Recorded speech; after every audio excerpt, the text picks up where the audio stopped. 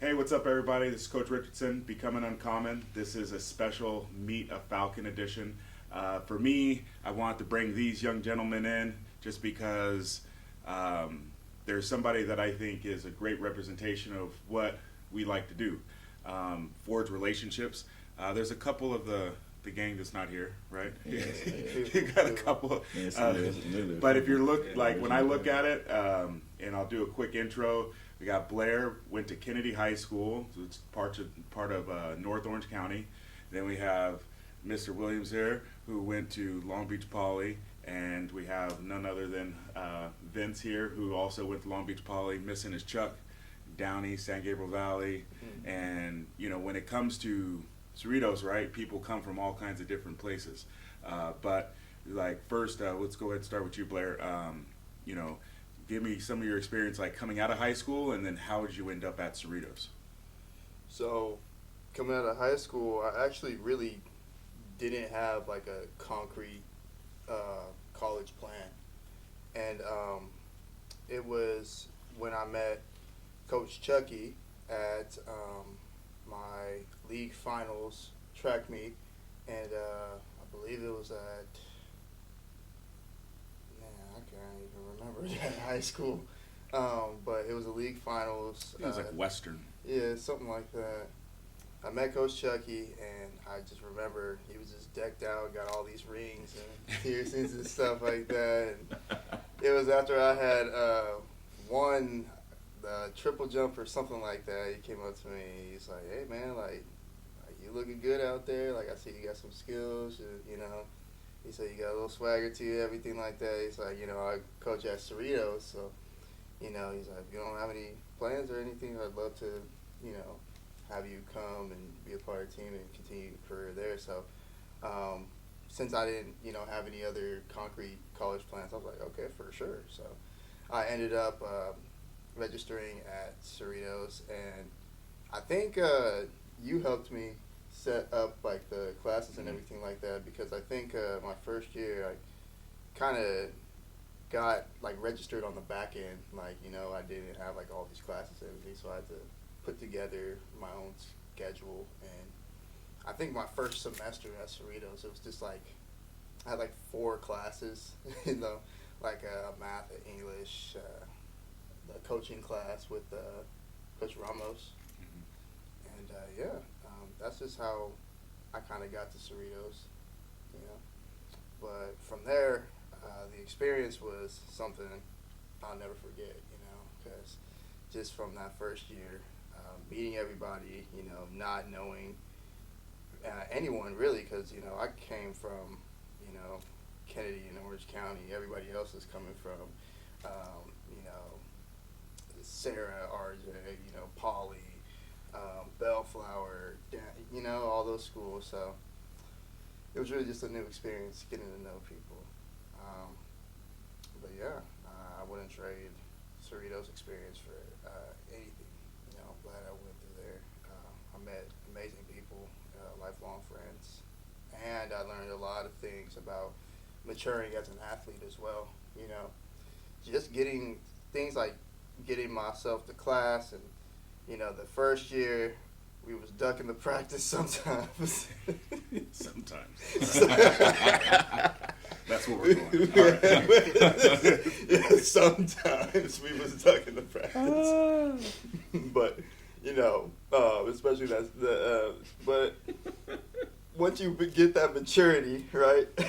You kind of realize. I realized with myself, I was like, if I really actually want to continue my track and field career and go to the next level at a university and get a scholarship and everything, I have to get serious. So it kind of started with the end of my first year, where we was in the midst of it, the season, and I remember, Coach Rich, you kept trying to tap our tempo and everything, like, you guys are, you guys are doing a lot of like BS and stuff like that. If you guys want to be the athletes you guys want to be, then you have to take things more serious. And so that did kind of stick with me, especially when, I was having kind of like hard times and everything like that, and I wasn't jumping my furthest. I did what he said. I got in the weight room, and I started coming to practice more consistently. And, we started just taking it more serious. And I really started to see the results, when I was in my second season. Because at that point, we were coming to practice. We were actually doing the running exercises other than just jumps all the time when we were at Cerritos. And so, it was just, I had to grow as an athlete, and I think that being at Cerritos and being under your guys' coaching really helped that a lot. Helps the maturity, helps the mental direction that you want to put yourself in, and it really transformed me into someone that's like, hey, if I want to be somewhere like at the next level, then I have to start taking my training, taking everything I do serious. I have to walk with a certain stature. I have to keep myself to a certain standard when I'm out there. So that helped me, and once I got to the next level, I already had that mentality. So it only helped me integrate into, Long Beach track better, So I was already ready to go. And so I thank Cerritos experience for that. All right, dude. So, where'd you go to high school? How'd you end up at Cerritos? Give us a background. Well, I went to Long Beach Poly. I had Coach Chucky ended up coaching at Poly. Came in my junior year. Yeah, my junior year with your dad, with Vince and Coach Stafford. And I didn't really I wanted to just go to college, but I knew I wanted to go to college. I didn't think about going into a JUCO at all. I was 317. I'm like, I did all this work to go to JUCO, but I was very ignorant at that time. I didn't know anything about the JUCO system. I just knew what was told to me. So I got to Cerritos through Coach Chucky though. Coach Chucky had invited me to the recruit night, and I went, and then the rest was history from there. And it's just like, nah, let's do it. Like, you have this. And coming out of Poly too, I was that year, my senior year, top 10 in Southern section for a triple jump. So yeah, I didn't have no major offer. So he's like, just come and we can see what we could do. He's like, just come on. And that was probably the best thing that ever happened too. So Cerritos, like he said, we lifelong friends. We gained there. It's a running joke that we always say, like, if Cerritos was a university, we probably would have it would have been cool. But nah, so I got to Cerritos through Coach Chucky and recruit night, seeing you guys in the plan, and then enrolled, had all my classes set. Thank God for the counselors too. Because I was in there like 3 times a week making sure all my stuff was good. I was like, the one thing I'm going to do is get out of here though. Coach Rich was saying, he's like, don't be like one of the people that's here for 4 years. Like, at some point you got to go. He said, get with them. So no, we was there. We grew a lot. We grew a lot as athletes for sure. I learned a lot. That first year was very much a eye opener. Yeah, Coach Jones, blame Coach Jones for it, because bro, first practice he's talking about thousands. I said, bro, what, we're running thousands? I said, what are we doing here? I said, y'all brought me here to just jump and land in some sand with 1,000. This is crazy work. But nah, everything had a purpose though, and then so like I think that was really, really big. We all grew as athletes there. And then like the mindset was always there. I just think the work ethic wasn't. So that's something that really changed a lot. Especially you being in our ear all the time too, from us going to churches and getting them honey biscuits, canes opening up, canes right before he came out like, what are y'all doing? But now like it was a lot of that. Like, a lot of good things happened from that. Like, we had to go through those experiences to get to this point of where we're at now. And I thank you guys for that, because having good coaches throughout is something that I've always been thankful for. Through the life experiences, through the coaching aspect of it, and just talking to the mental side of it, because the physicality stuff has always been there. I think for everyone sitting here, y'all saw some minutes of so, but I think it was that mental side that for sure needed the maturity. And once we started doing that, I think things started to really click. And I think a lot of us sitting here had a lot of success in our own regard when it came to our athletic careers. And we all got out too. Yeah, y'all put the work in to get us some places. All right. So Vince, you had the most unorthodox path. Right. Super unorthodox. Yeah, tell us what high school you went to, where you came from, and kind of your path and how you ended up at Cerritos. Yeah, so just like my man Mr. Williams here, I went to Long Beach Poly. Coming out of Poly, it's high expectations. So I really, took on that mentality. And then I ended up actually getting recruited to Cal State Northridge after that. Cal State Northridge was an interesting experience, to say the least. I didn't necessarily I enjoyed the school. I love the school, honestly. But the track team, they changed up some things. I got hurt when I was there. And it was just a whole process where it was just what I'm not used to. Coming from Poly, like I said, we walk in the room, people whisper, Poly.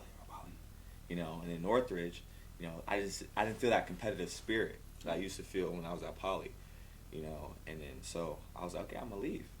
I gotta go. I called my dad. I remember I was at an indoor meet at my freshman year, and I wasn't doing so well. I went 6'11" in high school, was going like 6'6", 3/4, best. It's like, man, I gotta get out of here. He's like, yeah, I realize, these kids are not, it's not Poly. I was like, well, I'm going to go to JUCO and try to give me another scholarship. He's like, okay. He's like, I know you can do it. I know you can get another scholarship. I said, yeah, I know. He was like, I'm going to do some research for you. I said, all right, cool. So I finished out my year there, and that's when he told me, he says, Coach Rich, the one that used to let you jump in high school, he used to go to the track meets, the all-comers, and then I used to go to practice. Coach Bass used to take me up there. He used to let me jump up there. I said, oh, yeah, cool. He said, yeah, and Chucky there too. I said, oh, okay, so he can coach me in the lawn. And so, yeah, I said, okay, Cerritos seems like a good fit. I got 2 coaches I'm familiar with there. I knew Jones from just around the way. Everybody knew Jones. He'll make sure you Yeah. So he was like, hey, Calhoun. He knew me when I didn't know him. So, so I came there. It's now really 3 coaches that I knew. Go to my eats. Yeah, man, and it's like, and he knew my dad and everything too, so, from Long Beach. And, just going to Cerritos was kind of like a seamless transition where, those 3 coaches, you, Chucky, Chucky coached me in the lawn, you coached me in the high, also Les to help out in the high, and then Jones, like you said, with the sprint work and the long distance. So, when I got to Cerritos, I'm like, why is this more competitive than where I was? And I just saw that winner mentality. You guys were used to winning, and that's what that kind of brought me back home, kind of brought that competitive edge out of me again. I was just like, wow, okay, this is what I was missing. This is where I need to get back to.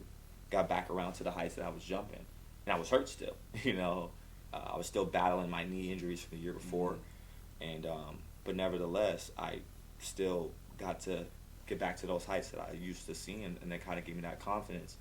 I saw myself as a somewhat of a leader to David and Blair and Chuck and Tay, and I was the oldest one. So me coming there as a 4.24 transfer, it was just a very weird experience because I'm like, I'm trying to get out, and once I got out, I was just like, man, that literally kind of retuned me. Then, like I said, then when I went to Long Beach after that, sky was the limit. But, thanks to y'all and Cerritos, it really just set me back on track. Because I was like, my first year, man, I was on academic probation, academically. I wasn't jumping well. I wasn't really doing anything that I set myself out to do. So I was kind of really disappointed in myself. But Cerritos kind of like that reset that I really needed, Yeah, it was like that was an interesting time because I was like, what? He's what? Because there was something you were doing that I forget. I don't know. You were doing something, and I was like, oh no, I feel bad. I was like, feel bad for you.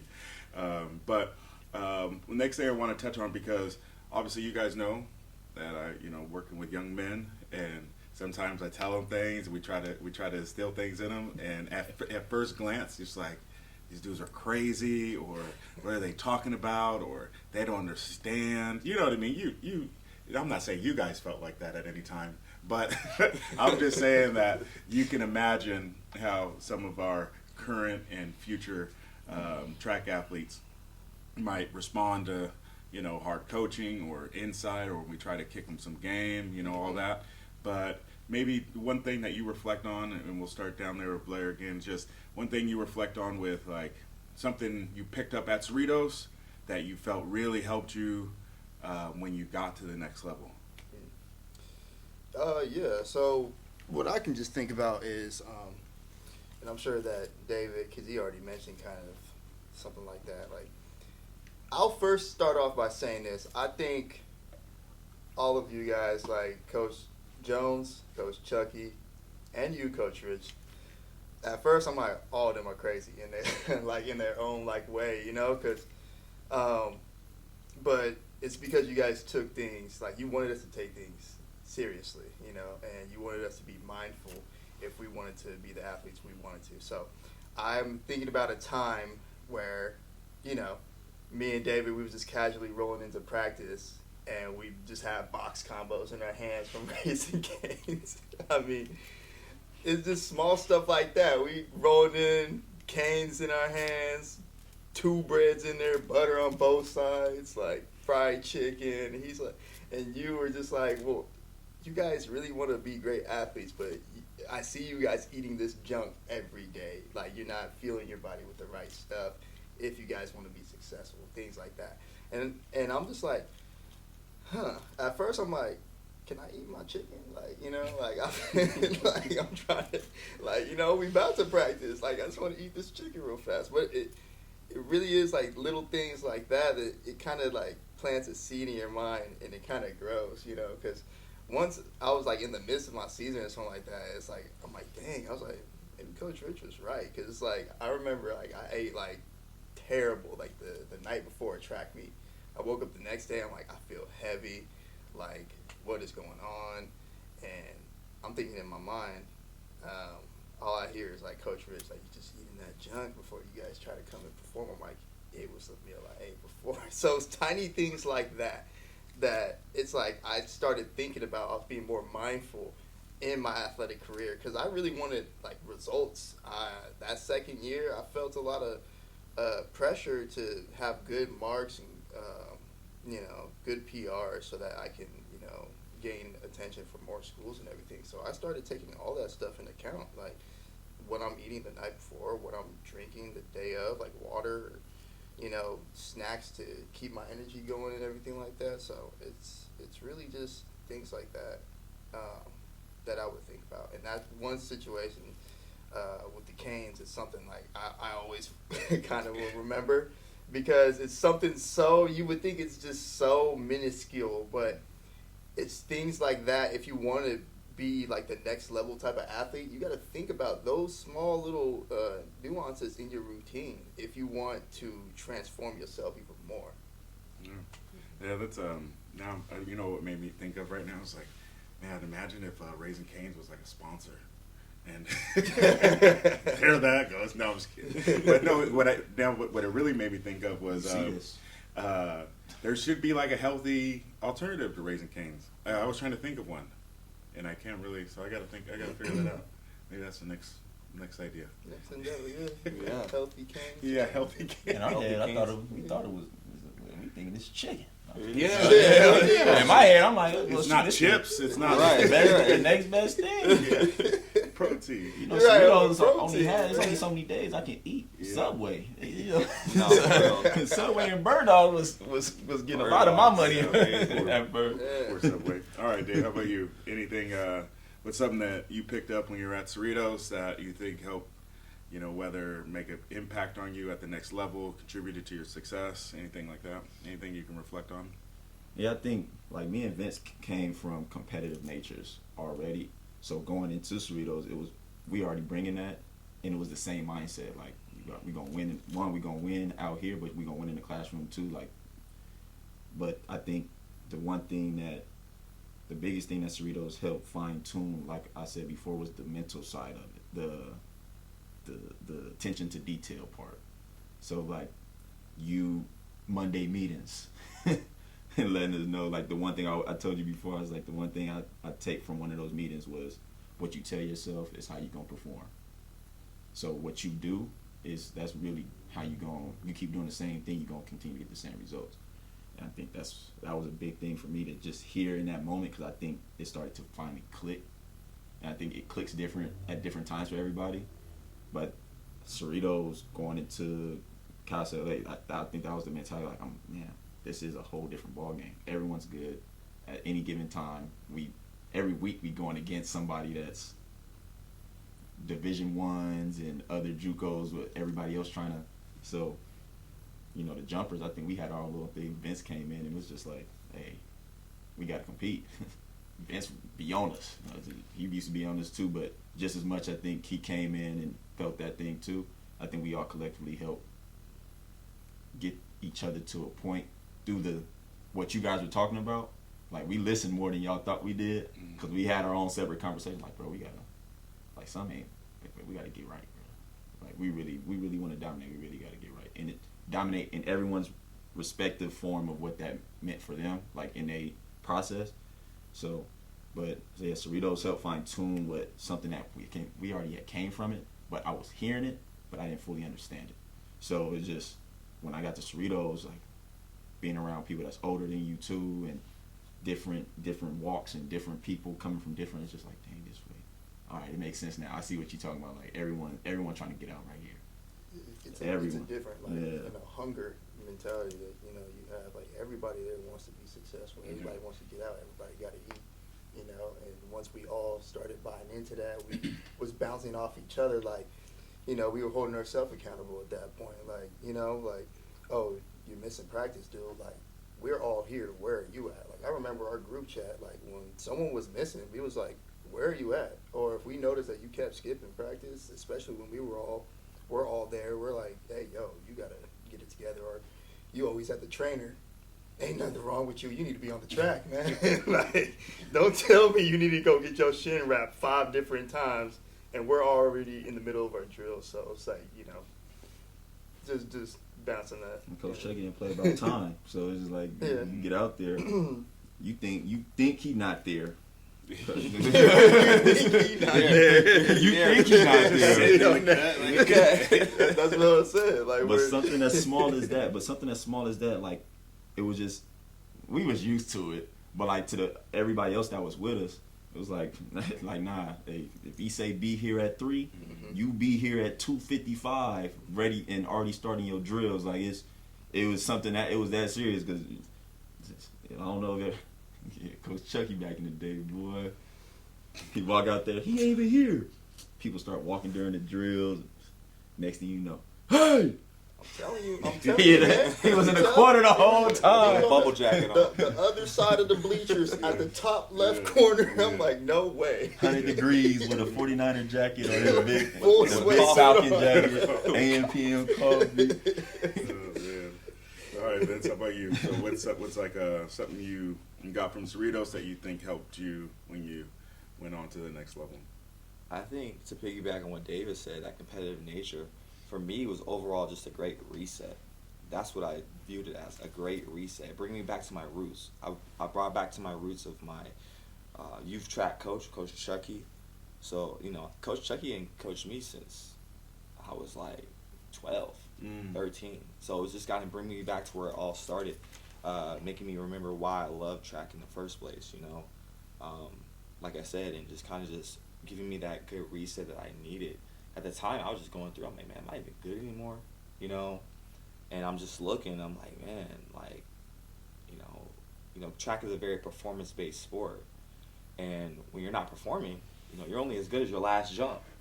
You could have did this 3 years ago, people don't care. They're looking at what you did, last meet.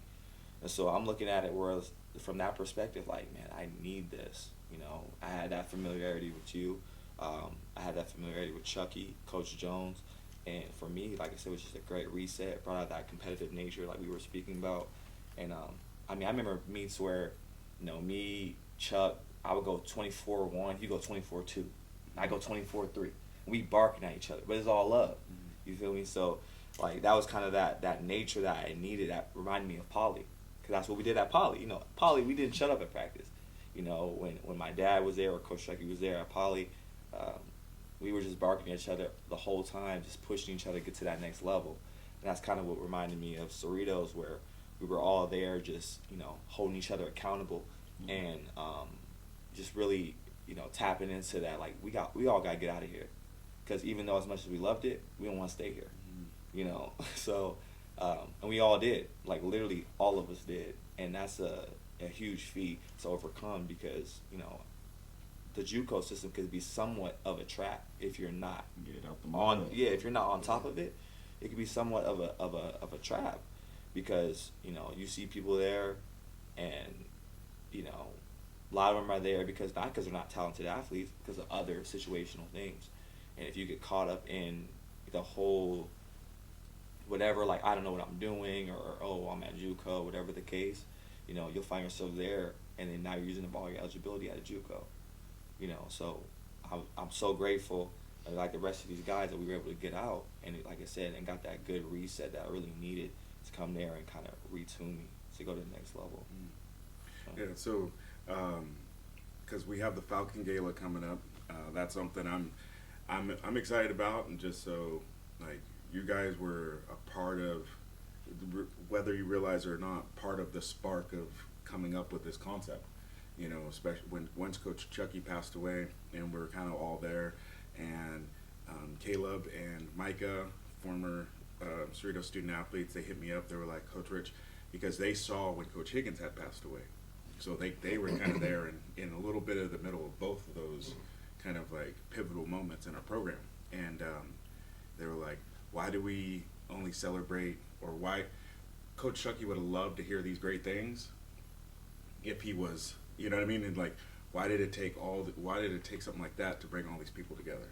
Why, you know what I'm saying? And I was like, wow, like, and they kind of, it wasn't like, it wasn't a concept right away. It was something that was like a conversation. It was like, we need an alumni event. Then I started thinking about all the other positive impacts something like that can have, like, people in different career paths and being able to connect and being able to relate to one another. Like, you guys are so tight within your jump squad, but if I ask you to name maybe 5 distance runners, it might be a little hard, right? Because that's how track and field is. And so for me, like, what if you're into the medical field and we got a distance person that's also there? Like, that network could be that much more powerful, because you guys are doing amazing things. And kind of leads me to my next question is like, what are you currently up to? What are some of your future plans?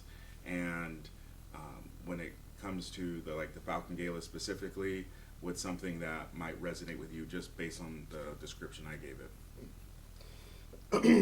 Well, yeah. So right now, currently, what I'm up to is I'm just currently working for Long Beach Unified School District. Right now, I just teach sub part-time. I actually did spend the past 2 years teaching full-time. I was algebra teacher, and I do not like teaching, so I'm back to just day-to-day subbing.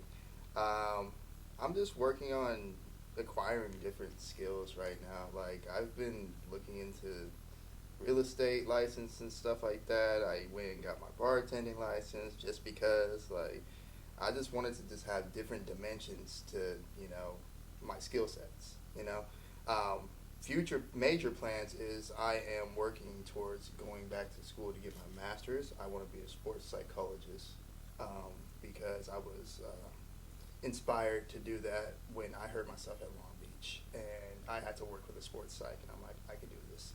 So that's the major goal, and that's going to take some time getting through that program and everything, but that's what I would like to do. And as far as, reconnecting with Falcon alumni, just if we're all together, and like Coach Rich, you said, man, like if there's like a distance runner that like I couldn't name, but it's like he actually went through maybe a sports psych program I didn't know about and stuff like that. I could talk to him, I could network, and I could see like how it is, like where you're currently working and stuff like that. And I can get more details and I'll know more about what I'm trying to do if I just got the opportunity to talk to more people, especially since we all went through Cerritos. You know, we all have this sense of familiarity. I think that could be really good for all of us too. Like, you know, just, you know, with what my career goals are and for other people's career goals. Sweet. What do you do? Right now, I work for Compton Unified School District. I was teaching. I've been teaching with the subbing, long-term sub, but I had a classroom for like 3 years. Taught everything: math, science, social studies. Then I was doing a bunch of intervention work alongside like the school social workers and different things with the kids for mentorship stuff.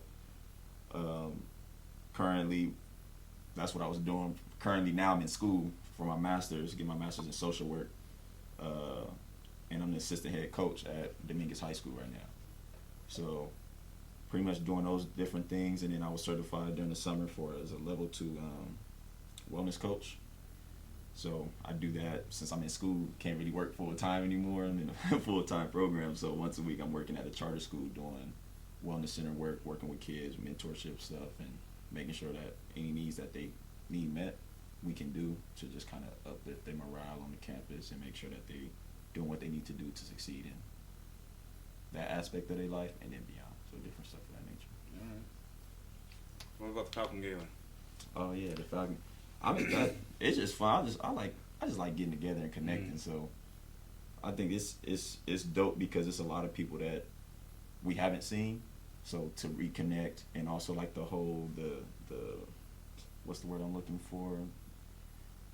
To connect and to network with people that you went through the same program with and everything of that nature, just that sense of camaraderie to come back together and just be together, really, I think is something that's really dope. So when I did see it and I got the follow, and then you messaged me about it, I was like, oh yeah, that's gonna be super cool. And then just reading the comment guys, so reading the comments, I was like, oh yeah, we gonna be. I'm like, dang, I ain't seen this person since. So yeah, like that thing, it's a real dope idea. Like we talk about a lot of stuff and getting together and connecting. So to see something like this put together and just to see it being done, I think it's always real cool. Who are you? Yeah. So currently, you know, I've been in sales pretty much my whole professional career. I'm a private oil broker, so I broker the deal between the buyer and the seller internationally.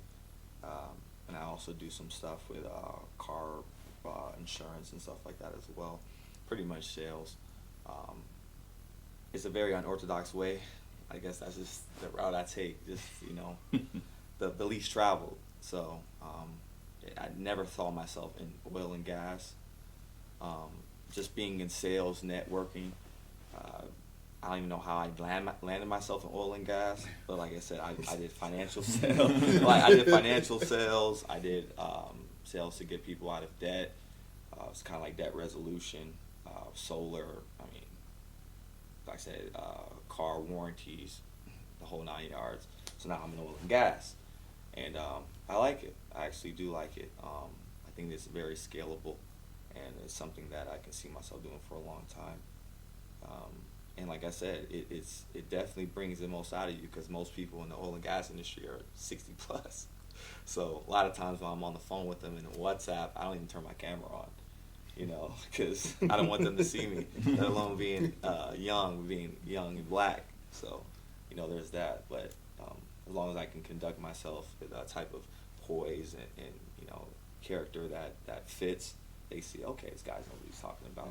You know, it took a lot of time to establish connections and network. It's just the industry of access. You know, once you have that access and you have that network, it's sky's the limit, really. You know, it's super scalable. But finding that access, you know, no one wants to give you the time of the day. You have to build that reputation slowly over time. So, but yeah. You look like a landman, brother. Oh yeah. And sales drums. All right. So what do you think about the Falcon Gala? I think it's good. I think it's a great opportunity to connect, like I said, with old teammates, kind of network, like you were saying, and kind of rub shoulders with people who are in similar industries, or maybe something that you never even considered. It might just, widen your perspective on things, and get to see everybody's outcome of kind of where they ended up, and decided where they wanted to, partake in, their career. And I just think that it's a good opportunity to kind of just see everybody once again. It's good to see people, like you said, it's kind of like a family reunion, really, and because we haven't seen some of these people since we graduated, and so it'd be definitely interesting. Some people probably got kids now. I don't got no kids yet, you know what I'm saying? Some people might be looking older. Yeah, some people looking older, like, whoa. I graduated with a baby face, and some people probably got full beards coming back. Blair got a beard now, it's crazy. He might have a beard that long, let alone Cerritos. So, it'd be cool to see everybody once again, man. Yeah. So for me, like, kind of pivoting to the next thing, like, again, Coach Chucky definitely was the catalyst or inciting incident to sparking up the concept of the Falcon Gala. And, like, it's new, so there's going to be things that I hope to add, things that I might change. There's things that conceptually might look good on paper, but like, when you put them into practice. But we are adding, like, a Hall of Fame event. We're gonna try to at least induct at least 2 to 3 people each year. Another concept that we're adding into it is like a mentorship. So alumni can sign up to be just a mentor, and really what it is, just like, I want to introduce you to a current student athlete, because I was having a hard time. Because, like, I love you, Blair, but, like, your first year, I wouldn't have invited you to the Falcon Gala. Straight up. Why? But why? Because at that time, you wouldn't have appreciated it, because you wouldn't even have known how to take full advantage of it. Come that second year or something like that, then you're like, yeah, I gotta connect. I want this. And so you can align and maybe take that mentorship opportunity, to its full advantage. Because I have some young people right now, I'm like, you wouldn't appreciate it. Like, you wouldn't be able to take full advantage of this opportunity to sit across from this person that could really help you later on down the line.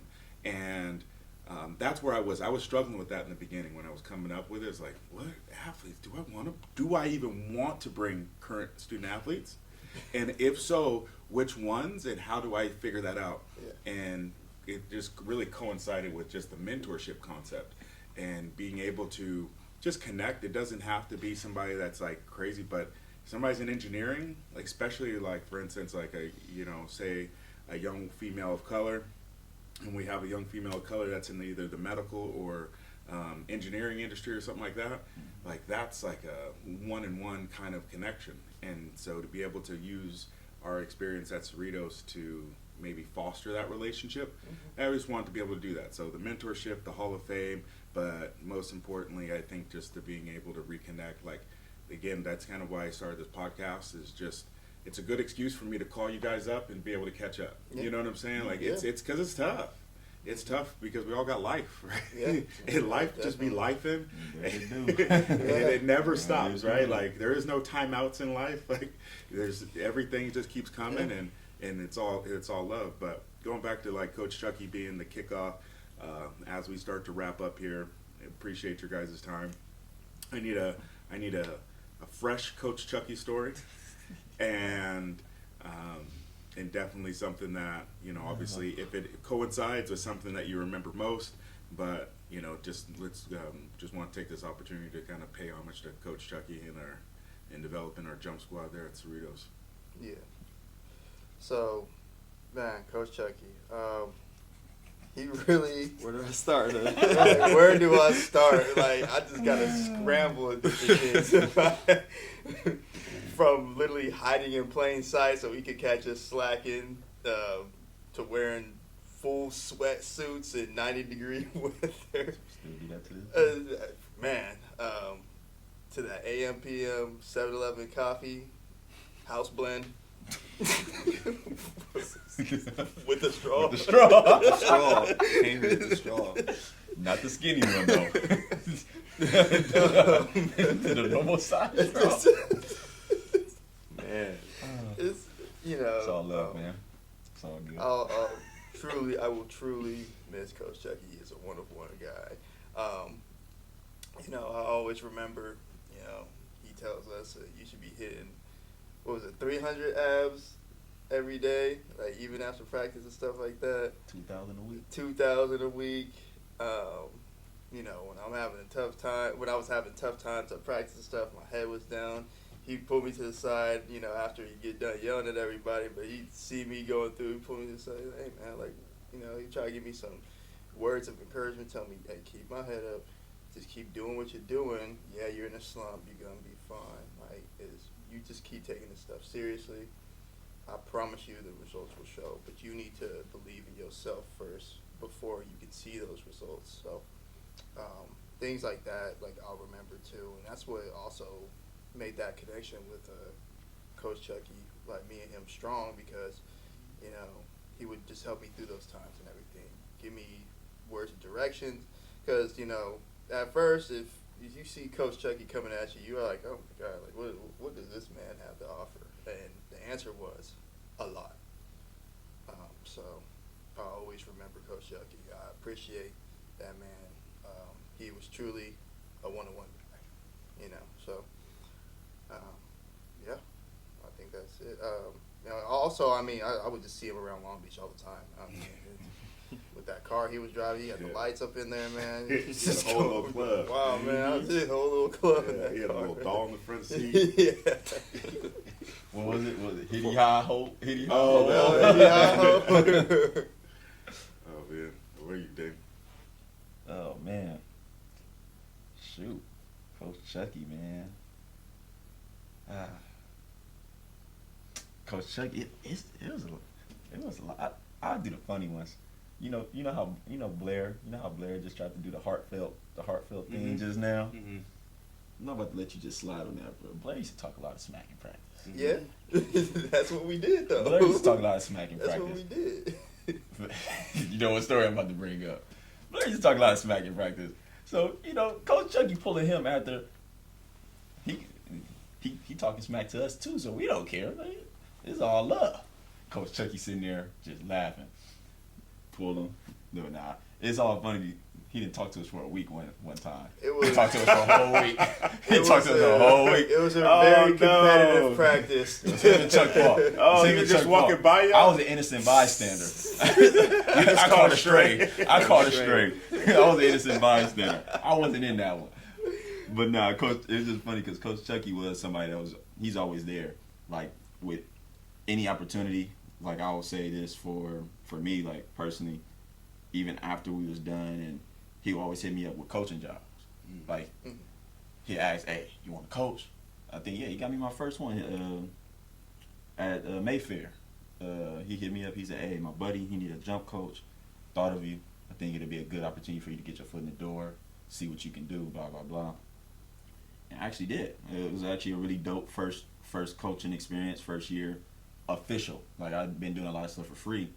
And working with him, I helped him at Poly during my redshirt year at LA. So I'll go back and forth there, helping him, just picking his brain, learning from it. And I was getting the best of both worlds. I got his dad too. You know, his dad coached me up before Coach Chucky had got to Poly. But just having those two minds in my head, I'm like, oh, yeah, I'm about to go crazy with it when it comes down to it. But now he had got me my first called me up. He was like, call my boy, blah, blah, blah. First gig. To the point, kept calling me though. He was like, hey, you still there? Because, you know, Sal calling me, blah, blah, blah. Like, I need a job. I need somebody to help me over here. So he was somebody, he always looking out, making sure that you good just as much as all you guys do. But Coach Chucky, it's a lot of different stories I can tell about this man. From his super small Under Armour shirts coming to practice. Like, bro, go. Like any other day, you got on a full bag suit. Now all of a sudden, it's not even hot out here. What's going on with you today? You got a muscle shirt on. You just backwards, man. But it was funny, you know, because Chucky, that was he's really when you say one of a kind dude, like from the way he didn't really care about too much. you can clown, you can joke, just be ready to just be ready for him to fire one back at you. Oh, yeah. So I love that atmosphere. It was something I was used to. It was something like you talked about coaching aspect, like the coaching of that hard coaching, the truth, being truthful to you. He didn't sugarcoat nothing. Yep. And I can respect that's something I had my whole entire athletic career from just growing up. So that was normal to me. Like, I didn't think nothing of it. I'm just like, all right, now I got to prove to you that I can do it. And that was like our thing. Like every time it was like, come on, yeah, you got it. You have to just go out there and do it now. Like just go do it. So Coach Chucky is always somebody was always there. He called, checked up on us. Like, so just thinking about him, trying to think about the story. It's a lot of good stories, and just seeing them, you know, when we was there, going to the hospital and all that stuff, just seeing like how fast it turned. You know, it's something that was unexpected. So, but those memories for sure live on forever. Like literally, he was really that guy. Yep. How about you, Vince? You probably got the longest history. Yeah, right? man. I got a lot of history with Coach Chucky, man. It goes back to when I was 7 years old. Sprinter days. Huh? Sprinter days, man. 7 years old. I was You going and out. Tay? Yeah, me, Tay. I had the room with Tay, man. But yeah, Coach Chucky, man, he was just a trackhead. Like, he's what I think of when I think of someone who just loves track and field. Like, you used to go to Mount Sac, he there. You know what I mean? You go to all the big meets, he's there. Like, you know, he was just a trackhead. And it was kind of just like, it made me look at track differently. Like, you know what? This is really like a niche sport. Whereas, like, you got to kind of like, everybody know each other. Everybody knew Coach Chucky. Everybody knew Coach Chucky, man. And I remember just going, you know, 7 years old, seeing this man with a bunch of piercings in his face. And he was the coach where he wasn't the coach that would tell you what to do. He would tell you what to do and then do it. Yeah. He would bound down the runway and jump. Like, damn, like, that's about 25 right there. Like, this dude got bounced, you know, and still in shape and everything. So I'm like, man, this dude is different. Even when I was 8 years old. So I kind of just soaked up the game from him. You know, me and Coach Chucky didn't really have a whole lot of issues, you know, and that's crazy because Coach Chucky was a character. You know, and he'll call you out, you know, and I'm pretty overt myself, but we just spoke the same language, man. Like, we just win. I like to win, he liked to win. So, you know, we won a lot together. And, yeah, man, Coach Chucky, you know, it's funny because he would have us do like 30, 45-minute runs. I'm like, and these things were like, it wasn't like a jog. You had to like run these things. And so I'm like 9 years old. I'm like, this dude's crazy. And then we would finish it for like 20 minutes, do abs straight for 20 minutes. Yeah. So like nonstop. I'm like, this guy right here is next level. And it's funny because me and my sister have complete different personalities. Like, I'm very, I'll do anything to win. Like, when it comes to track and field, like, I'll just, okay, what do you want me to do? Right? My sister, she like questions things, you know? So he was telling her, he's like, you know what? She's like, Jackie, you're not like your brother. She was like, tell me something else. Yeah, right. He was like, see, I noticed about you. You don't talk back, but you just won't do it. He was telling me, he's like, you just won't do it. He was like, you know, you won't give me any flack about it. He's like, but I'll look up and you'll just be doing your own thing. He's like, you're not like your brother. She's like, I'm not. That's okay. You know, and so like Coach Chucky, man, I just, you know, I think because I had him so young, he was like the only, like, especially when it came to jumps, he was like the only coach I knew. So I'm like, okay, I just assumed he knew. You know, I didn't really question it. And, you know, that's kind of how that relationship developed. And, you know, just he knew his stuff too. I would see people come from all over, you know, get coached by him from different schools that didn't even go to Poly, didn't even live in Long Beach, from OC. I'm like, man, like, this dude must be the truth. So as I got older, it started getting more revealed to me. I'm like, man, this guy, you know, he's like a guru of this long jump stuff. Let me just soak up the game. So then when I got the opportunity to reunite with him at Cerritos, I'm like, oh, I'm going back to my roots. Let's go. And I popped off. You know, I had PR by like 2 feet at Cerritos. Coach Chucky, man. That's all credit to Coach Chucky. So, you know, rest his soul. But yeah, he's one of a kind for sure. Yeah. And that's what, like, one thing that resonates with me with Coach Chucky. He was a truly authentic person. Like, you didn't have to guess what he was thinking. He told you already. Like you didn't have to guess if he was keeping it real with you, because he was, and it, like, you know, some people kind of maybe keep things reserved just because, like, I don't want to mess up this relationship, or I wonder what they would think about me. No. He don't like you. You go, no, you don't Like, like me. like some people say, like, I'll keep it real. Yeah. You know, he kept it real. Like he was 1,000% him. What you saw is what you got. Yeah. And like some people, that was their flavor. Some people it wasn't. But I guarantee the people that allowed, or at least looked past the exterior, the eccentric nature of him, realized that this dude was deep. Like he was music, he was dancing, he was this, he was that. Like I loved watching him those last few years, just going back and getting his degree, being proud of being able to, you know, be, you know, like realizing that, dang, I could have been a really good student. And for him to kind of come full circle, to do that for his mom who had passed away, and to kind of watch him evolve, even, you know, because people didn't realize how old he was. Like he wasn't old, but he was older than probably what most people would think about. Yeah, and he would always check in with you guys, like all his athletes, even if he had them as babies. Like he knew where they were, he knew what they were doing. He would give me updates. I was like, oh, dang, they did that. Like he kept up with all you guys, and that was just because he knows that he poured into people, and that like a part of him lived on, and you guys are a great representation of that. And so, you know, lastly now is just, you know, just maybe one or two things that you would give some advice for our current Cerritos student athletes or future Cerritos College student athletes. Just something that, like, if you were to give advice to your old self, like some level of reflection. Go to class. go. You know, it's crazy. It's crazy that like you're like, why you even gotta say that? But you gotta say that. You gotta say that. Because people don't realize, like, there's no bell, no one's checking attendance, there's no tardy slips. If you don't go, nobody will know. Yes. Except you. You know what I'm saying? Like, yes. Oh, you yeah, don't so know when it's go to time to class. compete and you can't. Yeah. Current college students right now, like y'all youngins at Cerritos, go to class. You are on your own. Coach Rich is not gonna call you to get up and go to class or make the bus to get on the track meet. You just gonna feel it if you mess up. All right. When it's time to go to that track meet, you can't get on the bus because you on academic probation. That's what it is. All right. So be responsible. Also, I know everything's fun and new right now, but give yourself some time to enjoy all the newness, but then bear down. And if you're really about your craft or your event, what you want to do going forward, you got to get serious early. I just wish that first year at Cerritos, I kind of was just, you know, ready to go mentally. I really wasn't, as Coach Rich can tell you. But that second year, when I really told myself, look, I got to work hard, I got to get these marks, I got to PR, I got to do this, I got to go to class, that's when it all clicked. I just want you guys to get that sooner.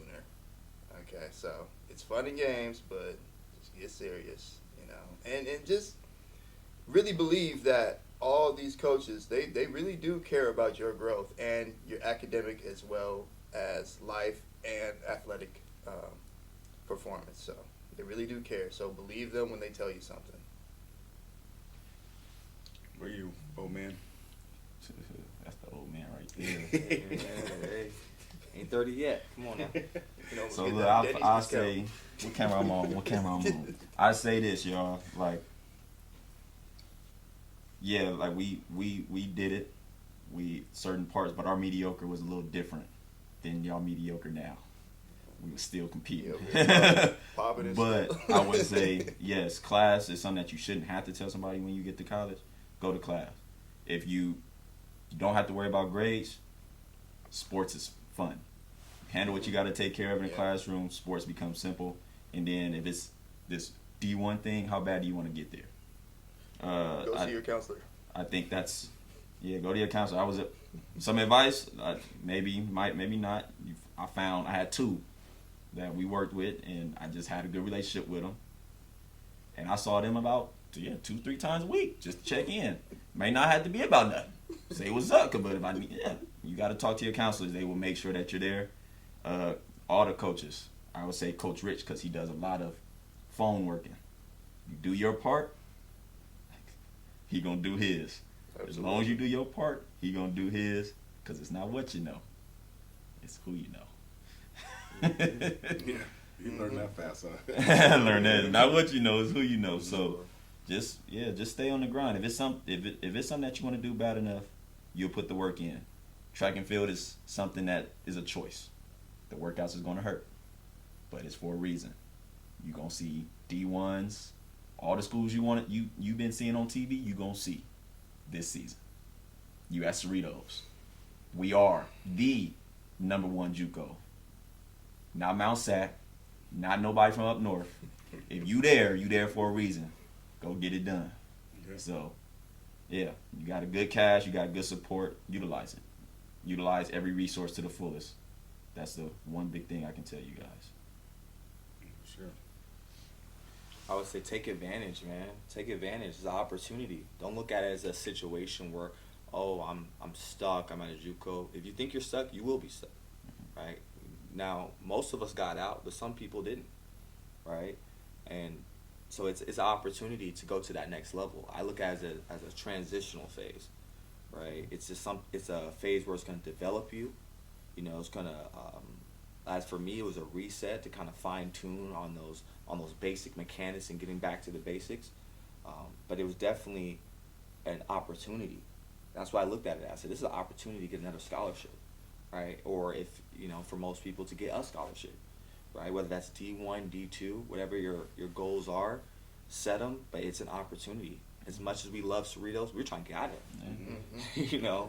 Yeah. And that's what you have to be mindful of, like, you know, that it's something that you enjoy your opportunity, you take advantage of the opportunity, take advantage of the good coaching that you have. Like I said, a lot of us got out. Like everybody sitting here got out.